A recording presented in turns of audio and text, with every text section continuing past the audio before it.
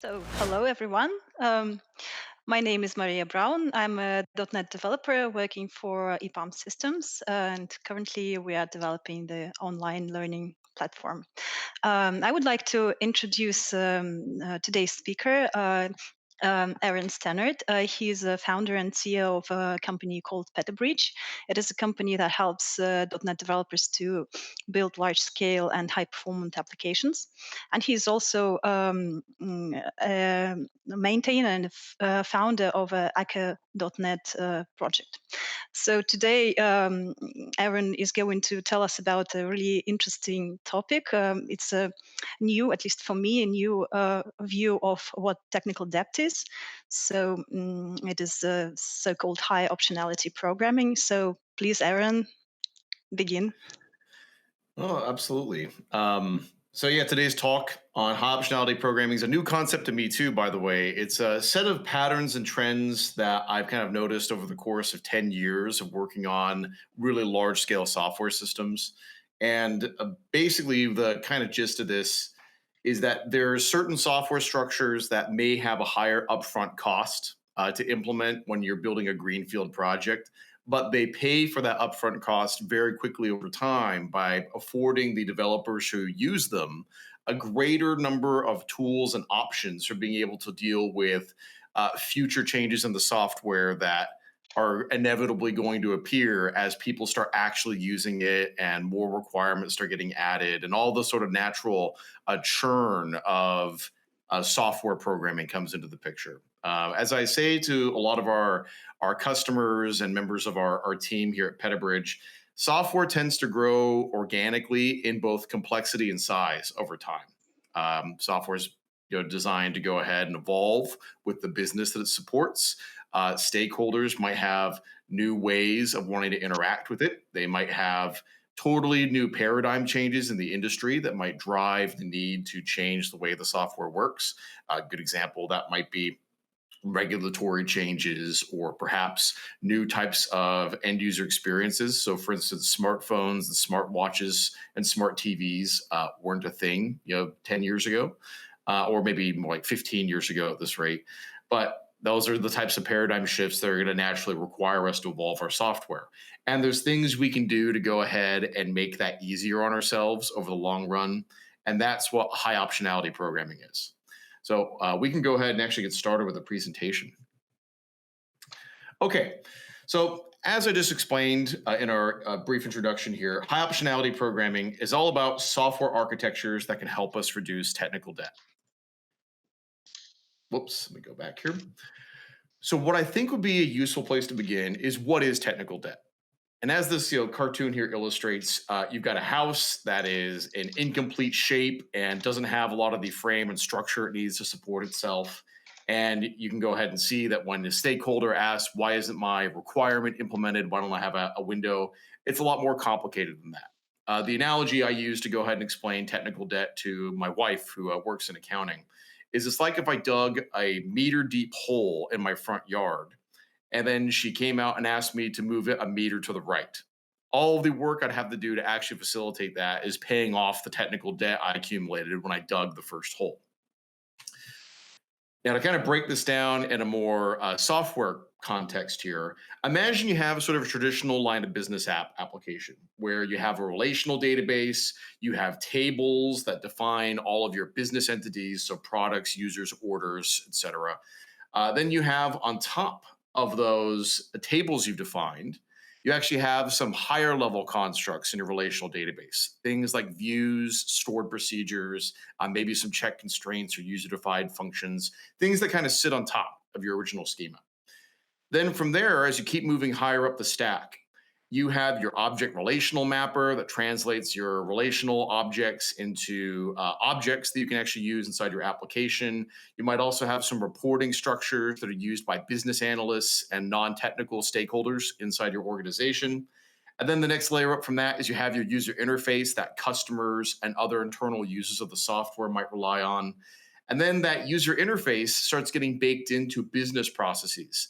A business process could be something like the checkout experience an end user has when they buy something from your site, or it could be something that a member of, let's say, your company's fulfillment team uses to actually ship an order to a customer if you're selling physical products. Or maybe it might be some business processes related to customer service and sales and accounting. All these processes that get built on top of your software. And then finally, the last layer that sits on top of everything is the historical data you've accumulated from all your prior transactions and prior business processes and prior use. And then finally, the stakeholder expectations. A user expects things are going to work a particular way based on their previous interactions with your system. So if you want to go and change, let's say, the type of database you use, or maybe the nature of it or the schema of it, the technical debt that you have to pay off, it comes from all these other layers that are sitting on top of it here. So you have to go ahead and account for all of that inside the design of your system. So that might mean in order to change your database, you have to change your views and stored procedures. You have to find a way to migrate all the historical data. You have to update all of your reports and to migrate them over to the new system. You have to go ahead and completely replace your ORM layer, and it gets really expensive. That's the sort of fundamental notion of what technical debt is from, let's say, a hierarchical standpoint of your software. Now, technical debt's got a little bit of nuance to it, which is that changes in this architecture that I just showed on screen are very easy to do when no one is using your software. And that's because there's no historical data you have to migrate, there's no business processes built around it, and there's no stakeholder expectations yet. So, at the very beginning, when we develop our software, the initial technical debt that you have is the upfront development cost from all of your implementation choices. So that's kind of what you have at the very beginning. You don't have any compounded interest on that technical debt yet.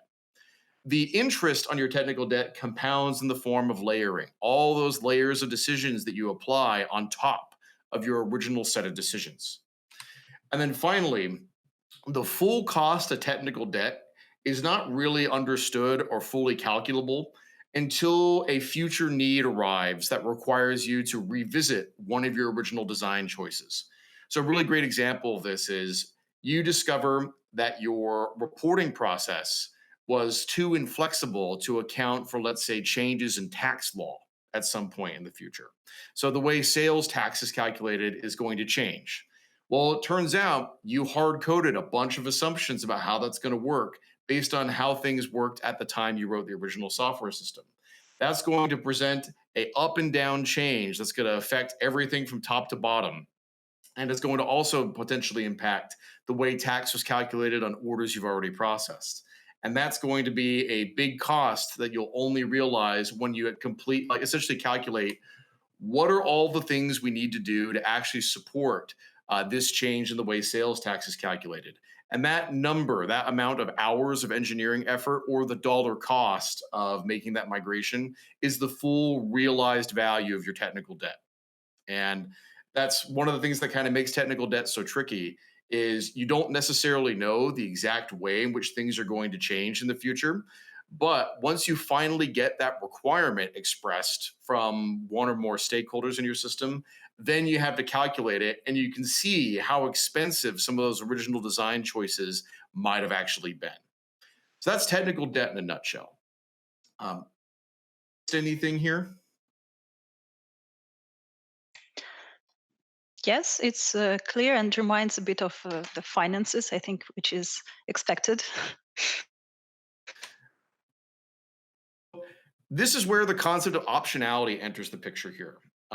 So optionality is primarily a term that you usually run into when you're trading equities or other types of financial instruments. Options are a type of, let's say, financial instrument that where you're basically are purchasing the right to exercise an option at a future point in time. That's usually where you run into this term. Well, what options in technology is really all about is that let's go ahead and imagine this circle here. The bigger your circle, the greater number of options you have. So, a greenfield project like this is going to have a tremendous number of options because there's no constraints right now. The only constraints you have on a greenfield project are your requirements. Basically, what does this project need to do? performance constraints are we going to have to satisfy here? So you have a greater number of options at this stage. As you start adding users to your product, um, so as you start adding users to your product here, the number of feasible options begins to shrink. And that's because you have to start supporting those business processes. And also you have to start supporting some of those historical expectations and data that end users bring with them.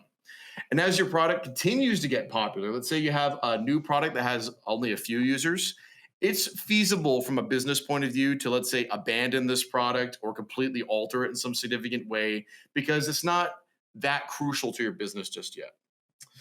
When you get a popular product that has many users, it's now much harder to go ahead and migrate this because you have that much more data. You have to manage that many more business processes built on top of it, and also it's generating more revenue. So it's a lot more crucial that you don't break anything by accident. And that's where we finally enter this last stage right here, the critical product. This means this product is completely essential to how a business runs. So, a good example, if you're Microsoft, Windows Azure is a critical product. If Microsoft wanted to go ahead and make a breaking change to the way virtual machines are provisioned there, which would render every single existing customer's setup obsolete in the span of 12 months, that would be not a feasible option for them. It would destroy their business and create an opening where customers could leave and go to another cloud platform. Because if they're going to have to migrate and basically take on this huge risk of migrating from one set of, let's say, infrastructure to another in order to stay on the same platform, the risk for them to go ahead and move somewhere else, like Amazon Web Services, is about equal to that. So that's what we mean by the feasibility of options. The number of feasible options you have shrinks the more popular your product is and the more crucial it is to your business processes, because usually it's correlated directly to revenue and end user value. So that's really what we're talking about with respect to optionalities. How many options can you feasibly exercise? That example of Azure trying to go ahead and, let's say, deprecate all their VMs and move all their customers all at once is not a feasible option because puts too much risk on the end users and therefore puts too much risk on Microsoft's own business. But yeah.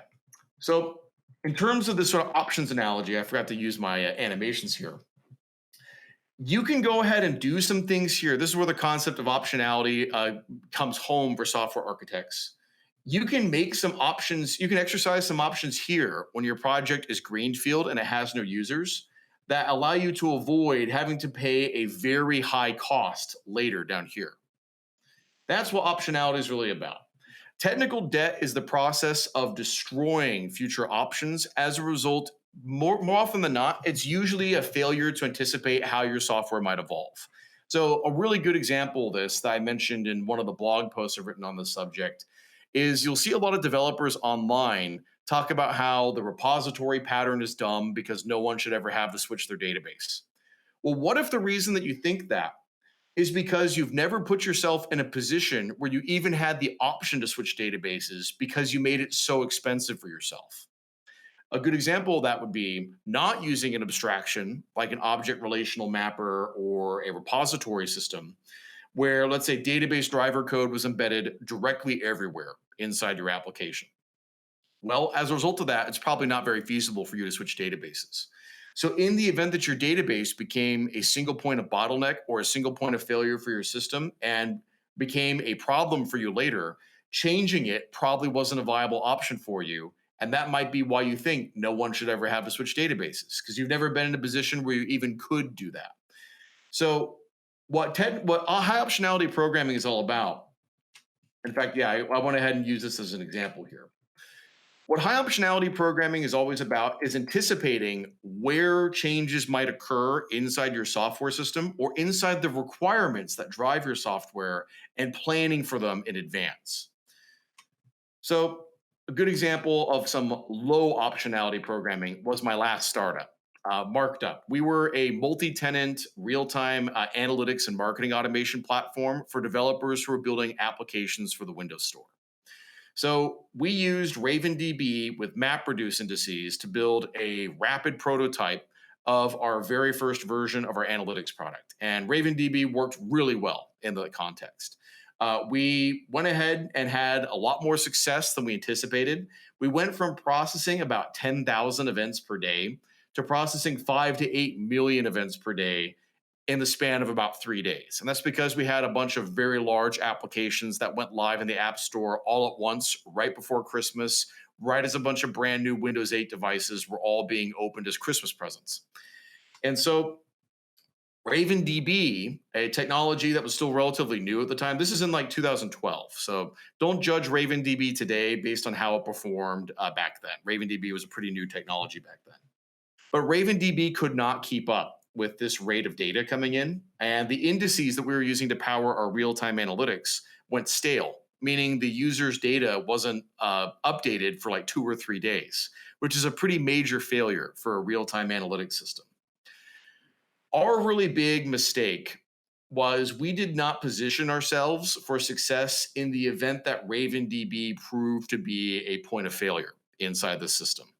So we didn't use repositories, we spread our database logic out everywhere.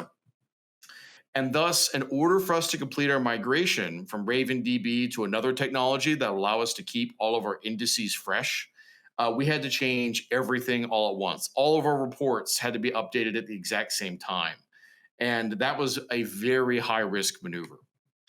And the reason why it was high risk was because all of our queries that we were using to go ahead and support our users were all built very much around RavenDB specific constructs. And finding something that was analogous in another database platform was very difficult to do.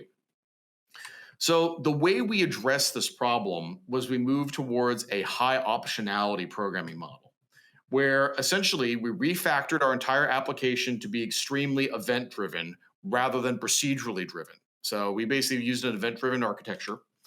We created middleware that could translate these events into analytic deltas. The delta meaning the difference between what happened before this event and what happened after. And that would allow our analytics system to simply sum all those deltas together really quickly. And that allowed us to go ahead and maintain a very high degree of data freshness. The other thing that we did is we followed a bit of Cqrs and we cleanly separated our read and write models into discrete services that were essentially decoupled from the database under the covers there. So in an analytics platform, your read to write ratio, you probably have 20 to 30,000 writes for every single read that occurs against your data. So it's really important that you go ahead and separate these models. And in particular, you want to optimize for high throughput around your write model. The other thing that we were able to go ahead and do as a result of sort of pursuing this high optionality paradigm, and I'm going to go into some detail on what we actually did, is being by essentially removing our database directly from all of our application code and abstracting it away through a series of services and repositories, we were able to go ahead and actually properly unit test everything. Whereas before, everything we did had to be integration tests. We were also able to go ahead and create a DSL that allowed dynamic filtering of per user events.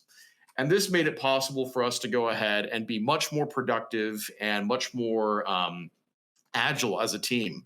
Our turnaround time and how quickly we could ship new features and how quickly we could go ahead and deliver value to customers greatly improved as a result of building in a lot of optionality into our system. Made it very easy for us to go ahead and change things as our requirements evolved, which was important for an early stage company like ours. So I'm going to go ahead and introduce now the specific architectural models that not only we used, but over the course of 7 years of running Petabridge, I've worked with a lot of large banks, financial companies, sports betting firms, insurance companies, healthcare companies, device and medical IoT manufacturers. And these are some of the common patterns I've seen for software systems that have a very easy time adapting to new requirements over a long period of time without accruing that much technical debt.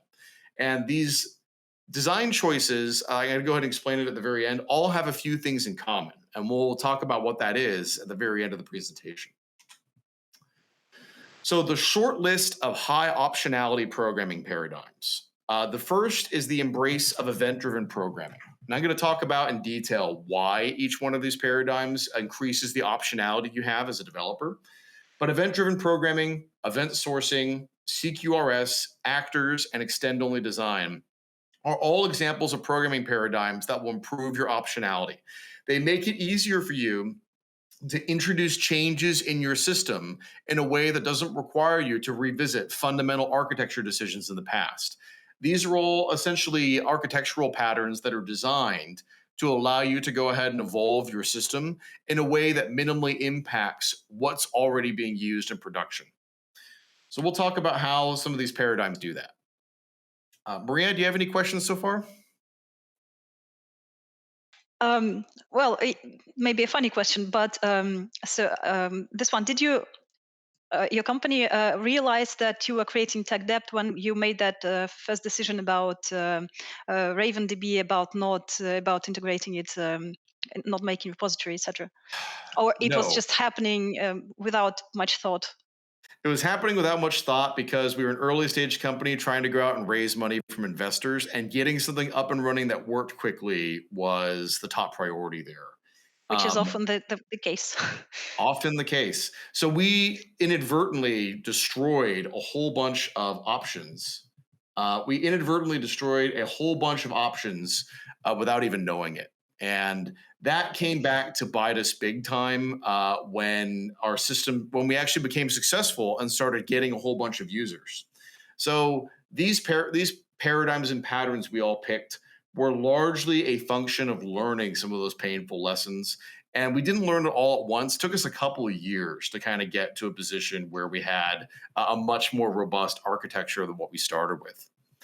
So the first big paradigm shift was moving from this RPC sort of web service call approach, where essentially everything's request response, everything's all about basically immediately, basically processing a function and then exiting as quickly as we can with a response.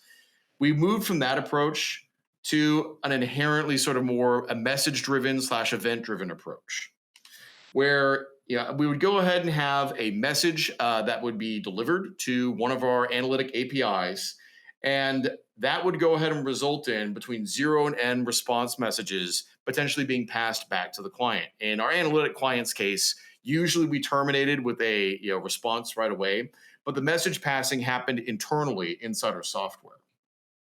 Looks like my PowerPoint is on a bit of autopilot here. Um, what we went ahead and did. So one of the things that event-driven programming does that increases optionality in a significant way, you can already see it right here, is it makes your communication models between different parts of your system a lot more flexible than a simple RPC system. And the reason why that's true is because the messages themselves are artifacts that have a lot more, let's say, durable value over a longer period of time. A method call is like pixie dust. It's an ephemeral thing you can't really wrap your arm around, forward, delegate, or pause. You have to just go ahead and execute it because it's part of your current runtime context. Whereas a message, which basically describes an event or command happening inside your system, is a serializable payload that can be delegated. Actually, let me go ahead and just spell this out in the slides here. A message has several properties that make it more flexible. The first is you always have your payload, which is exactly the same as, let's say, input you'd see in a function. But it also includes a reply to address. Who is ultimately the recipient that's going to need to be notified about the result of this message? And that reply to address can potentially be blank. It could be, this is a fire and forget message, and we're not going to send a reply back to anybody. That happens in a lot of high throughput systems like analytics, where you don't necessarily need every single message to be acknowledged because throughput matters more than consistency in a lot of those cases. Message passing is always asynchronous. So the sender is going to go ahead and fire a message off to a receiver, and that receiver is going to process the message whenever it's able to. Usually it's going to be determined by some sort of queuing system like first in, first out, but not always. Messages, this is the really important trait, is messages can be serialized and stored. I can go ahead and persist a copy of this message somewhere and replay it later in the future if I want to. In fact, that's going to play into the next pattern we're going to talk about, which is event sourcing. Messages can be ordered and reordered, and this includes really useful patterns such as deferrals. So if you're trying to manage, let's say, a relatively complex workflow inside an application, so imagine you have a big saga or a state machine or a process manager. These are all patterns that kind of address similar problems. It might be really important to defer a message until another message that includes some crucial state you need arrives. Otherwise, you're going to have to fail that request and wait for the user to go ahead and retry it, which isn't optimal for a lot of reasons. So, being able to just defer the order in which you process messages is a really understated but extremely powerful way of building optionality into your system. It means the combination in which events arrive no longer needs to be strict. The application is capable of reordering them in order to basically meet your business requirements. So the ability to go ahead and shuffle the message order around, because in an asynchronous universe, you can't necessarily guarantee the order in which things are received. Being able to do that is much more robust than what you'd have in a normal RPC model. Finally, messages can also be forwarded and delegated. The receiver of a message does not necessarily need to be the one that processes it. I can delegate processing of that message to maybe another node on our network that's less busy, or maybe there's another more domain specific unit of code that can do that. We'll talk about that more when we introduce actors towards the end of this. And finally, messages can also be multicast. Multiple parties can all receive the same message and react to it. We have a lot of customers that build things like multiplayer video games on top of Akka.net. Being able to go ahead and broadcast, let's say, like a world event, like the server shutting down, or maybe a new NPC entering the area, is very essential to the smooth operation of those types of software. So, there's a lot of benefits to being able to have events rather than method invocations being the primary way your software interacts with the world, because you just get a lot more options than you do. You get a lot more options with events than you do with method invocations.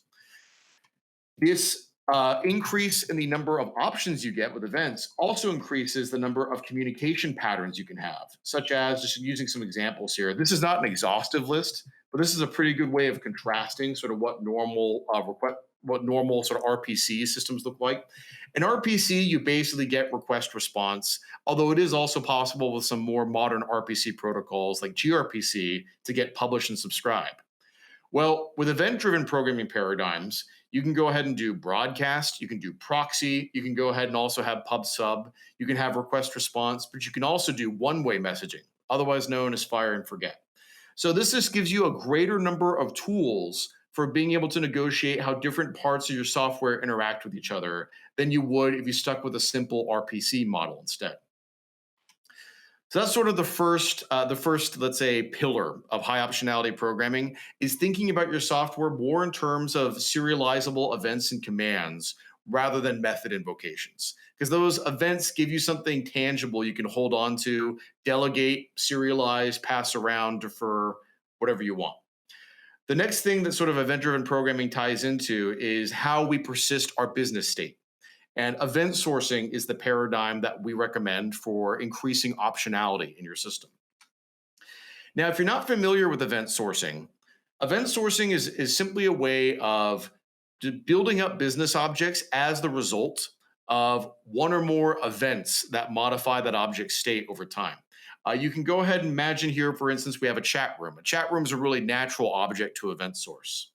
Every single message that gets written into that chat room gets appended to a log that can be stored inside a table in a relational database or inside a key value store if you want. And so every single record in that table might have, let's say, the entity ID, which might be the chat room that you're in, and some sort of, let's say, monotonic value. So a value that always increases. So that could be a sequence number, or it could be a timestamp if you trust your clock, which you probably shouldn't, since clocks can be inherently unreliable. But that's how you go ahead and store and order your data. And the objects here that are event sourced have the ability to aggregate all of those events together into one consistent view of what that business object state might be. In the case of a chat room, that the object's value might be a window of, let's say, the 30 most recent messages inside the chat room. If you want to go ahead and load older messages, you have the ability to do that by just scrolling further back in your event source. But from the point of view of, let's say, the other pieces of your software that are interacting with your event source objects, they have no idea that they're event sourced. When I say I want to request my history, I'm just going to get an array of n messages. I don't care that those messages were stored in one big object, or those were 30 individual objects I deserialized from my database. That's totally not consequential to any other part of my software. What makes event sourcing useful, though, is the way we have the ability to go ahead and rebuild these objects in memory by essentially just replaying what transpired in the past. We can replay all of the previous events that we sourced and use that to go ahead and rebuild a snapshot of what our current object state looks like. Well, that's sort of the technicals of what event sourcing is, but how does that actually increase optionality? Well, the way event sourcing increases your optionality is that the current state of any of your business objects is computed from the sum of all the events that occurred in the past. So all those past events get persisted in perpetuity going forward. This means that your state can always be rebuilt by replaying previous events. So imagine you roll out a version of your software, and that version of your software has a bug in it that causes the state of a lot of your business objects to be wrong or corrupt. Well, because that state is computed, you can always go ahead and, let's say, change the way that state's computed in order to fix that problem. You didn't actually modify any of those previous events because they're immutable. All you're doing was you just introduced a bug in your code for how the current view of that object state was constructed. You can always change that with no side effects. So this preserves a lot of the history of what your users did in the past and why, and it doesn't really change it. It essentially eliminates really dangerous constructs like database migrations, for instance. And we'll talk about that more when we bring up Cqrs, which is the next pattern that we're going to layer on top of this. Now, so I just kind of explained a little bit the way state is built. So essentially, the way your state is built, when I say state, I mean like your application state when the software is running. It's always computed as the sum of past events. Therefore, you can always change the way that state's computed without having any impact on those events themselves. So essentially, the state you present to end users is always a derived or calculated field. You can always rerun that calculation under a new or previous models without having any negative side effects on your system. And that gives you a lot of flexibility in terms of how you can introduce changes to your software without having to go back and potentially make changes to your state. So this decouples what's already happened in the past from what can be shown today. And that's a very powerful set of choices right there that event sourcing gives you that traditional, let's say, persistence models may not, so such as trying to go ahead and represent an object as a single row in a database. You don't get that type of optionality with that. The other options that event sourcing gives you that are really powerful is the ability to go ahead and take events that occurred in the past and play them over, let's say, totally different types of models other than what you use to run your application. A good example of this in financial systems, you can replay previous, let's say, trades that you made if you're doing algorithmic trading. You can replay different, let's say, take all the historical ticker data, all the different changes in price you're looking at. You can replay that over a new trading algorithm and compare really quickly how would this algorithm have performed against the one we're already using, and what were some of the differences in, let's say, the total amount of risk exposure or profit this algorithm might have generated. This is also very useful for doing things like testing, for instance. We actually use an event sourcing system similar to this to find a bug in Apache Cassandra itself. We basically saved all of the events our analytics system received from end users, and we replayed that over the new version of the software to see what sort of bugs we might have run into. That's a very valuable form of testing that's not really available to you if you don't have some way of, let's say, saving and replaying previous events that occurred in the past. Finally, whoops, let me go back here. Finally, some of the other benefits of event sourcing is that new event types can be introduced without modifying prior event types. The schema that you have in your database for being able to go ahead and persist events is designed to be fairly broad because you're not relying on a lot of things like joins and that type of stuff to go ahead and correlate data together. A lot of that sort of activity is going to happen either at an application layer or it's going to need to be offloaded to another type of system that's more specialized for it, which is where you'd have sort of, let's say, a service-oriented approach to introducing high optionality programming. But the benefit of this is that because you are relying on fairly simple constructs built into your database, maybe indices and maybe secondary indices possibly, you're not relying on a huge amount of bespoke database-specific features. Therefore, if you wanted to go ahead and migrate from one database system to another, event sourcing simplifies that in a lot of ways. Now, it's not a silver bullet, There's still definitely, let's say, the cost to migrating data from one system to another, and not all indexing systems perform the same way, but it makes it achievable. Whereas, let's say before our Raven DB system of using those MapReduce indices, that was very difficult to reproduce without re-architecting our entire software system using a new database product. So that's another advantage of event sourcing from a optionality preservation standpoint. Now, I took these diagrams from Microsoft's Patterns and Practices group, but CQRS is kind of the next pillar of high optionality programming, and this is built on top of event sourcing in my mind. It doesn't necessarily have to be in practice. You can use CQRS with, let's say, a more traditional uh, relational database persistence model, or maybe even object database like MongoDB. But in my worldview, this is something that dovetails very nicely with event sourcing. And so, what's the idea behind CQRS?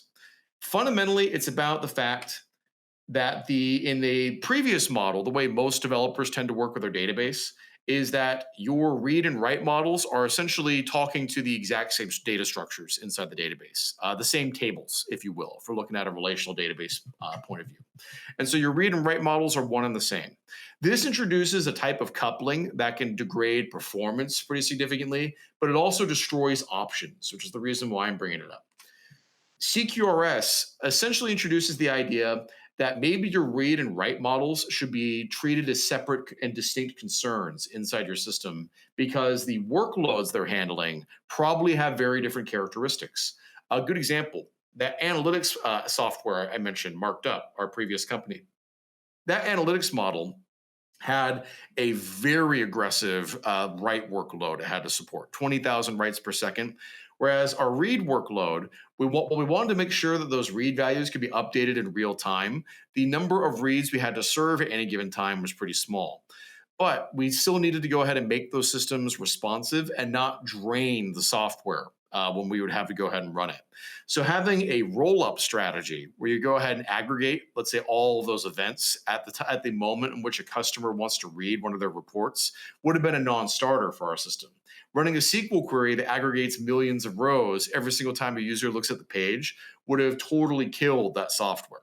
So instead, we had to go ahead and design a write model that would aggregate all the values a user would read as the events were written. So we used like a counter system to go ahead and do that. And then the read and write models will be separated depending on what dimensions the user would want to read. That's an example of how we implemented CQRS.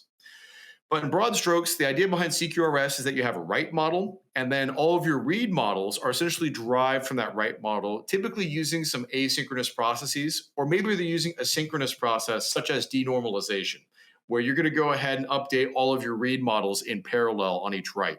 That's what we did in our analytics system in order to try to make our reads fast. So basically, I've kind of already introduced this separate models for reads and writes. The reason why CQRS dovetails very neatly with event sourcing is to implement CQRS on top of it. All you have to do is simply change the way you compute whatever your current state is by summing those past events. You're essentially introducing filters for how you want to go ahead and aggregate those events that appear in your append only log for each one of your business entities. That is what allows you to create multiple separate read models for the same fundamental set of records. So, for instance, if I have one entity for every single product inside our system, and I want to be able to go ahead and have a bunch of different reports on how those products have been purchased or used by our customers, I can just go ahead and filter all of the events that occur inside the event source for each of those products if I want to, or each of the orders or each of the customers. Kind of depends on how you organize it. But that's something that event sourcing makes very easy to do. It makes it very easy to go and introduce CQRS. Now, why does CQRS help improve optionality? Well, the fact that read models can be updated independently from each other and the write models greatly decreases coupling inside your system. If I have one report that's used for, let's say, the accounting department and another report that's used for fulfillment, I can go ahead and update those models independently from each other because they're ultimately both deriving from the same set of written records. I don't necessarily need to couple one to the other. Not using CQRS, where your read and write models are the exact same data structure, means that in order to change one thing, you change everything. And that's an example of optionality being destroyed and technical debt being created, is that everything's coupled together. So in order for me to change one thing, I have to go and account for every single side effect that change might have. Whereas with CQRS, the amount of side effects I'm dealing with are very limited in scope to a small number of read models that are touching my business data. That's one big value. Another big option that CQRS creates is the ability to performance tune your read and write models separately from each other. So, a good example of this: if I have a write model that's designed to be fairly, let's say, high consistency, where making sure that each transaction is handled with a high degree of consistency. We have a lot of check constraints, et cetera. But let's say writes happen somewhat infrequently inside my system. A good example of this would be a healthcare system or like patient records management, that type of software. Well, I need to go ahead and basically make sure that my write models operate with a very high degree of consistency. But I also need to go ahead and make sure that my read models reflect those changes immediately. So basic consistency is kind of a key requirement here. Well, what I could go ahead and do inside this system is use, let's say if I'm building a relational database, I could go ahead and basically use some triggers that will fire as soon as that record's entered to immediately go ahead and update, let's say, a set of secondary tables that offer some denormalized views of all this patient's medical history. That might be a way I can go ahead and try to help manage those characteristics separately, where my actual transaction going into my patient records table is now able to be tuned somewhat independently from the trigger system, where once my transaction completes, that trigger is going to fire and it's going to go ahead and try to update that record in that, let's say, secondary table, that materialized view, whatever it's going to be. But I'm able to go ahead and tune both of those independently from each other. Finally, the other big benefit of CQRS, depending on how you implement it, is you can actually use totally different database instances or technology to facilitate this. So your writes can be computed using one system, and maybe they go ahead and have, well, I don't know, a pub sub system you can subscribe to. So a good example might be Redis, where you can go ahead and have a pub sub topic open to all the changes going into one set of records. Well, you can subscribe to those changes and use that to go and compute some read-only materialized views in a reporting tool like SQL Server and SQL Server analysis services or reporting services, if you want. That allows you to go ahead and say, I need to go ahead and keep my application responsive and snappy, but I also need to go ahead and make sure that all of my I need to go ahead and make sure that all of my reads and my reports are maintained in a fairly consistent way where business analysts could go through and run their own custom queries and do their own data research and analysis independently from what the application is doing to currently run.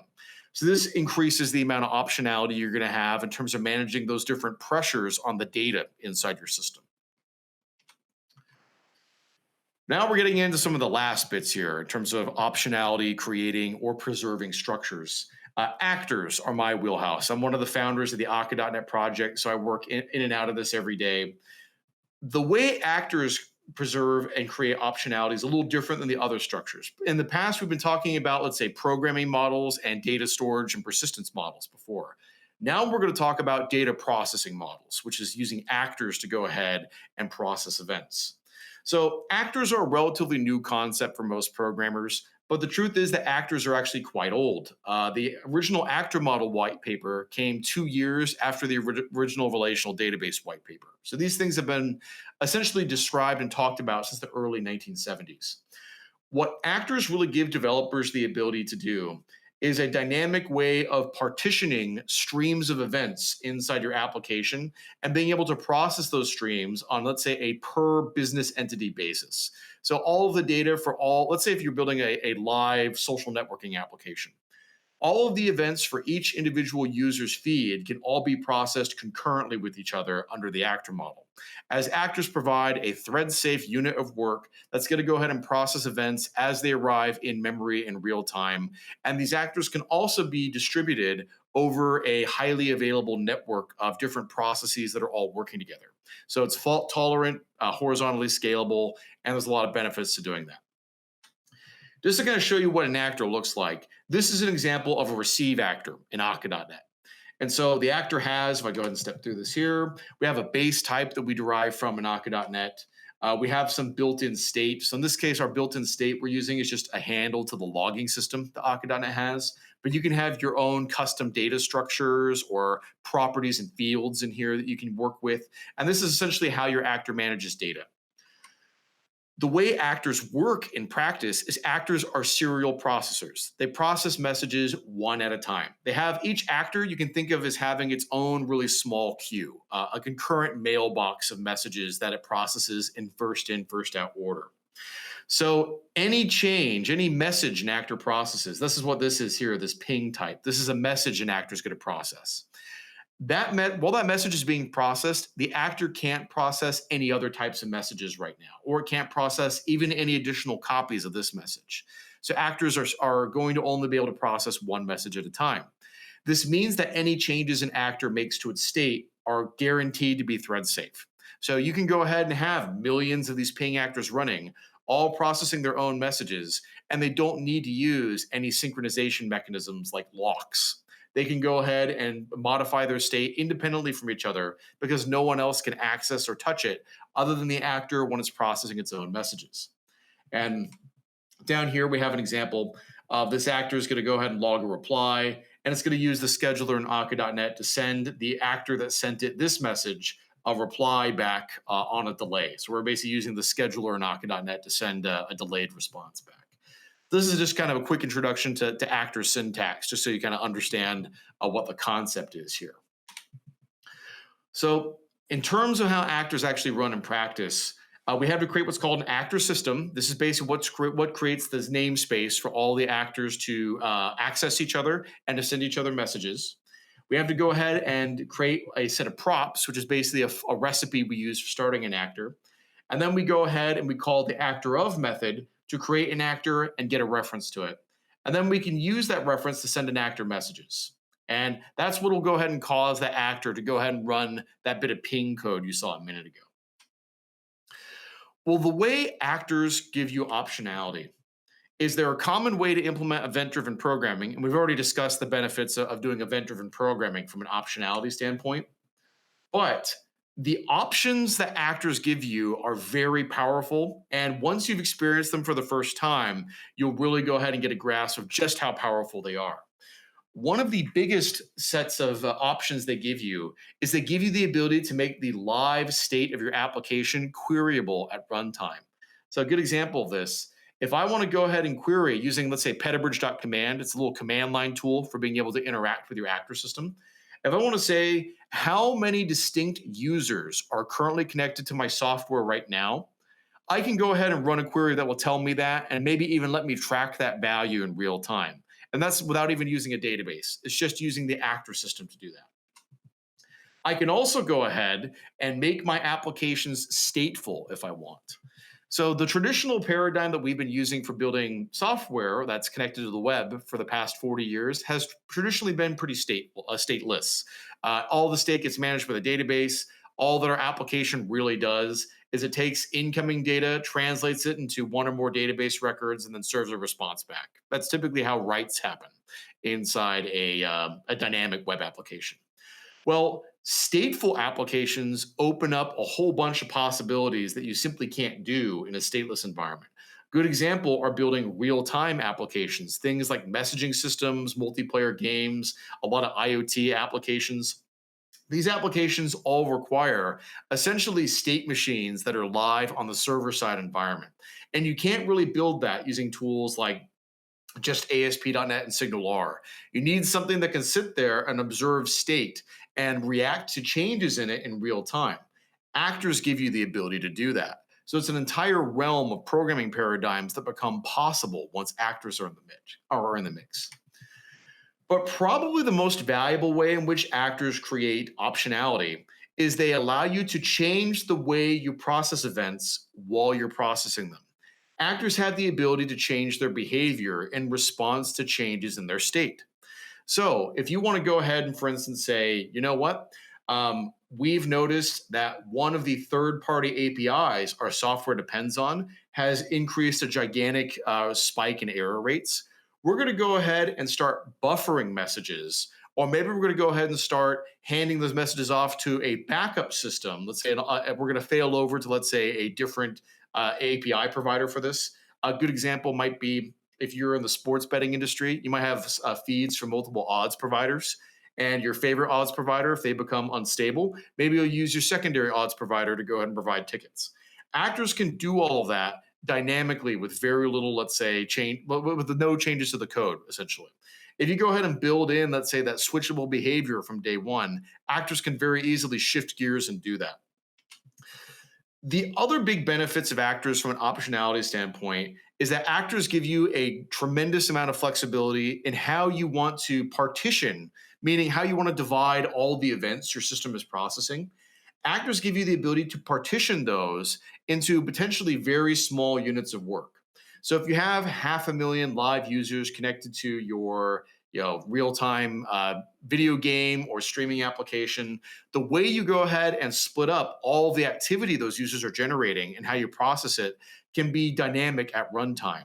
Where you can go ahead and say, I want each user to get their own actor, and for each one of, let's say, the different functions my game has, such as chat. Maybe you have a function for interacting with different types of NPCs. Maybe you have a combat system as well. I can go ahead and create child actors that are going to be where I delegate those types of events to. So that way I can have chat, combat, and let's say other types of environmental or NPC interaction all happening in parallel for the exact same user, without having to introduce any significant, let's say, changes in our application code in order to do that. I can just have that built in from day one. And by the way, that same code can run if there's one user on the system or 1,000,000 users on the system. We're going to go ahead and just keep dynamically instantiating actors for each of those users as they come online. And as those users go offline, those actors can shut themselves down. And so this gives me a lot of choice in terms of how I want to go ahead and process, delegate, and route events. So, probably the biggest benefit from an optionality standpoint with actors is really the fact that it makes stateful server-side programming a realistic choice for developers. Whereas in our normal sort of, let's say, stateless database-driven environment, there's certain types of, let's say, real-time applications that you're never going to be able to build because the latency costs are too high or the data consistency is too low. So actors give you a lot of choices there for building types of software that would have simply never been achievable before. You may not necessarily need them for every single type of software you're going to build, but it's an option that you want to have for potential use cases down the road. The last high optionality programming paradigm I want to introduce is extend-only design. Now, extend-only design is a concept that I think originally really was done for preserving file formats back during the original era of PC programming. Um, the idea behind extend-only design is that schemas like table schema in SQL Server or a wire format, meaning let's say the type of format your object serves over an API or a messaging system like Kafka or Akka.net, and your APIs themselves are essentially frozen for certain types of modification. Basically, breaking changes and deletes are never allowed under that system. So what can be allowed in extend-only design is new properties, new event types, where schema can always be added, but old properties that were there before can never be changed and can never be removed. That's the whole point behind extend-only design. So old schema under extend-only design gradually stops getting used and is made obsolete, but it's never necessarily gone. We don't really go ahead and remove it. We don't run if from a SQL point of view, you're not going to be running any alter scripts anytime soon. You can go ahead and add new columns. You can go ahead and add new tables, but you can't go and change the meaning of existing ones. So Google protocol buffers are a really good example of a technology that recommends extend-only design right out of the box. And the reason why is because it preserves backwards and forwards binary compatibility. So if I have this message here for an ask operation, and I want to go ahead and introduce a new property, let's say I'm building a trading system. I want to add the ability to trade using margin, meaning I'm going to borrow money from my brokerage and use that to buy or sell a stock or an option. Well, if I go ahead and introduce this on margin property right here, I'm not changing the meaning necessarily of any old messages. I'm just adding a new property to new ones going forward. And so when I introduce this change with this extend only design, if I receive a copy of this message, so let's say I'm running version 1.1 of my software, and I see a message that has this new property I don't recognize, I'm just going to ignore it. I'm not going to throw an error. I'm not going to crash. I'm just going to go ahead and say, well, I don't see a definition for this property in my version of this message, so I'm just going to ignore it. And this gives us a degree of backwards compatibility. But probably the more useful trait is forwards compatibility, which means the new version of the software can still consume the old version of the messages that are being sent back. And so if we receive a version of the message that doesn't have that property defined, we just substitute a default value, which in the case of a Boolean would probably be false. We'd go ahead and just assume that trade was not made on margin. And this gives us a great amount of, let's say, flexibility in terms of how we introduce changes into our system. This is where the optionality piece comes into the puzzle.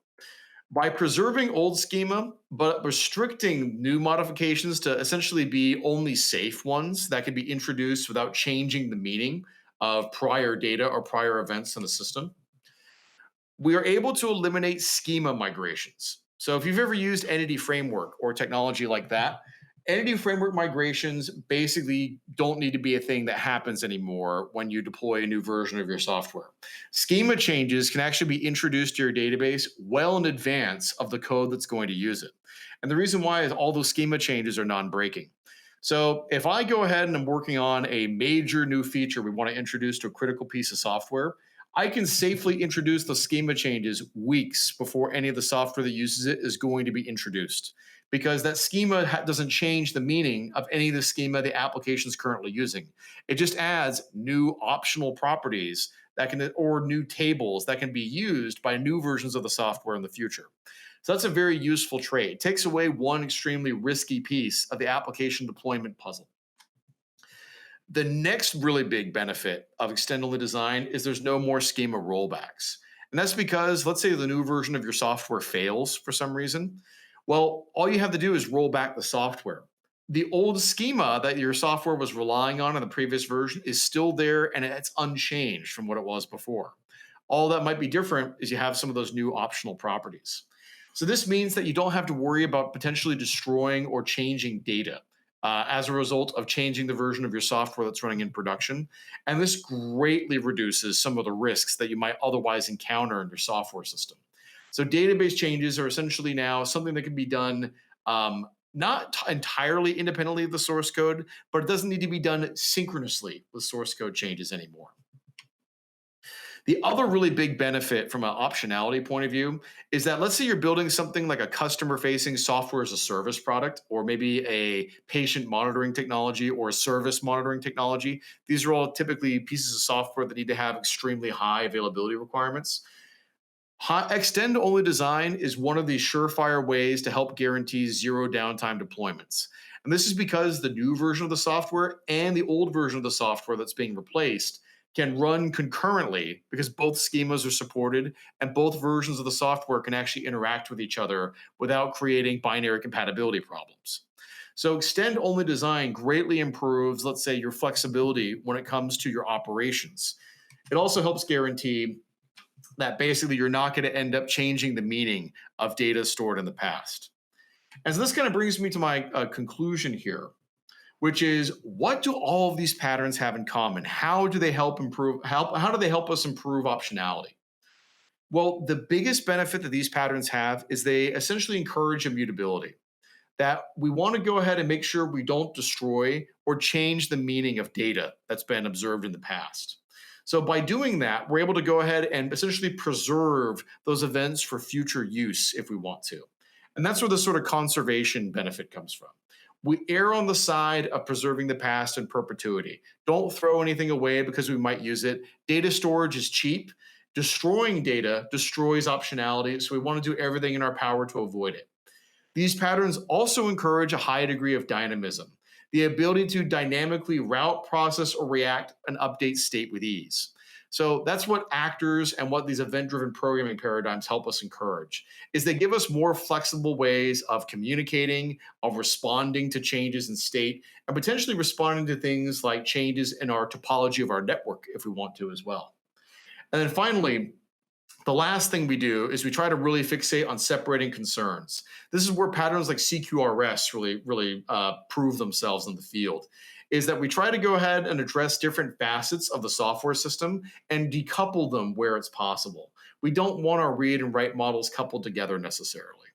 And so by doing all this, we can go ahead and help preserve a high degree of optionality in our software and make it easier for us to introduce changes in the future with less technical debt than we would have if we hadn't used these patterns. So just to go ahead and recap, this is my last slide. Technical debt is caused by the destruction of future viable options. When we were trying to ship marked up, we didn't have a lot of money and we didn't have a lot of time to raise it. So we went ahead and we destroyed a bunch of options in order to get something into market quickly. And we ended up being victims of our own success because of that. High optionality architectures are going to introduce a lot more planning and probably a lot more costs in terms of development time upfront. But the reason why it might be beneficial to do that is because these structures can pay for themselves quickly if and when you're successful and when your software is going to need to start evolving as a response to being used and to becoming more valuable as it gets used more often. And so high optionality is something that as a software architect, you should try to protect inside your system unless you're absolutely certain your requirements won't change. One of the things that's going to probably get brought up in the questions is the acronym Yagni. You ain't going to need it. One of the things I've said in response to that as part of this talk is there's a very big difference between big Yagni and little Yagni.